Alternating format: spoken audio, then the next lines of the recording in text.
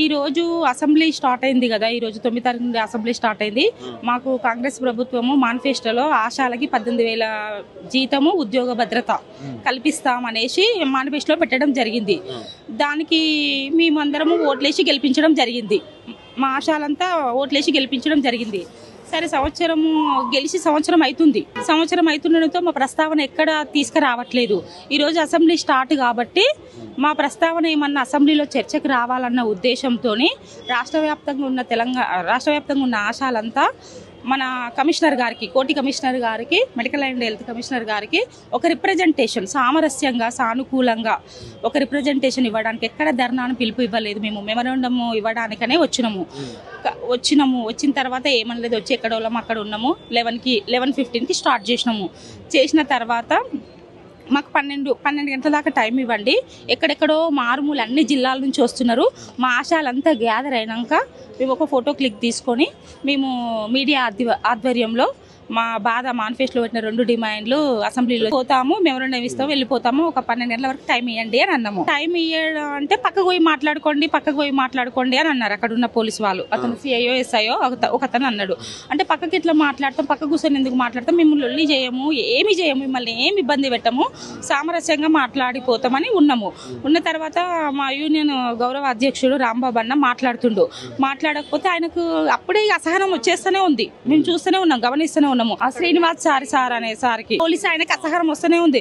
వీళ్ళు వినండి, మీరు ఇంటలేరు, మీరు మిమ్మల్ని అరెస్ట్ చేస్తాం అనేసి ఇక రాంబాబు అన్నని తీసుకోవడానికి ప్రయత్నించారు.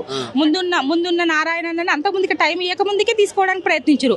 లేదు, మా వాళ్ళందరూ వస్తారు, 12 గంటల వరకు మీరు టైం ఇవ్వండి, అందరు గ్యాదర్ అయినాక ఇచ్చిపోతామని చెప్పినాము.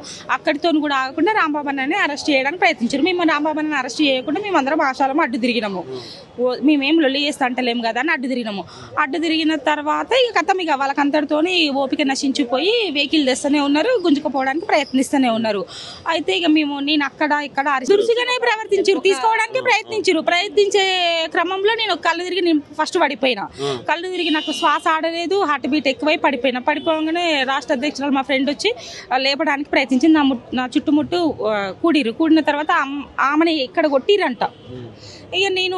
ఇక నాకు దమ్ ఆడలేదు, లేవంగానే మళ్ళీ వెంటనే నా ఫ్రెండ్ ఏదైనా దోలాడుకున్నా, ఎక్కడుంది సంతోష్ ఎక్కడుంది అని దోలాడుకుని మళ్ళీ ఆమె దగ్గరికి పోయినా. అంత శాత కాకుండా ఆమె దగ్గరికి పోయినా. ఇక అమ్మాయికి పడిపోయింది, నేను దగ్గర పోగానే అసలు ఇందిరమ్మ పాలన ఏ పాలన కానీ మా ఆశాల పట్ల మాత్రమే ఈ కాంగ్రెస్ ప్రభుత్వం వచ్చిన తర్వాత బెదిరింపులు ఎక్కువైనాయి, పని ఒత్తిడి ఎక్కువైంది. ఎక్కడికక్కడ అధికారులు అసలు బెదిరిస్తున్నారు ఆశాలని. అసలు ఈ పని చేయకపోతే తీసేస్తాము, ఆ పని చేయకపోతే తీసేస్తాము, మీరు జాబ్ చార్ట్, మేమేమో జాబ్ చార్ట్, మాకు ఈ మధ్య జాబ్ చార్ట్ వచ్చిందనమాట. ఆ జాబ్ చార్ట్ ప్రకారమే మేము పని చేస్తాము, అదన పనులు మేము చేయమంటే ప్రతి ఒక్కరు ఒక్కొక్క పిఎస్సికి అధికారులు ఒక్కొక్క పిఎస్సీలు వచ్చి బెదిరిస్తున్నారు. అయితే మేము ఆన్లైన్ వర్క్ చేయమన్నాం. మాది ఆన్లైన్ వర్క్ కాదు, ఎంతసేపు ఆశాలు జస్ట్ మోటివేట్, అన్ని కార్యక్రమాలకు మోటివేట్. మమ్మల్ని ఆన్లైన్ వర్క్ చేయమంటే మేము ఎట్లా చేస్తాం చెప్పండి. ఇక మా ఫ్రెండ్ పడిపోయింది, అధ్యక్షురాలు పడిపోయిన 10 నిమిషాలు కూడా అట్లా పడిపోయినా కూడా నటన అనుకొని వ్యాన్లు వేసుకొని పోదాం అంతే. యాక్టింగ్ చేస్తుంది, వీళ్ళు ఇట్లనే చేస్తారు, యాక్టింగ్ చేస్తుర్రు అనేసి తీసుకొని చచ్చిపోయిన మనిషిని తీసుకుపోయి 2 మనుషుల్ని డీసీఎం లేచినాక కాళ్ళు బయట ఉన్నాయి.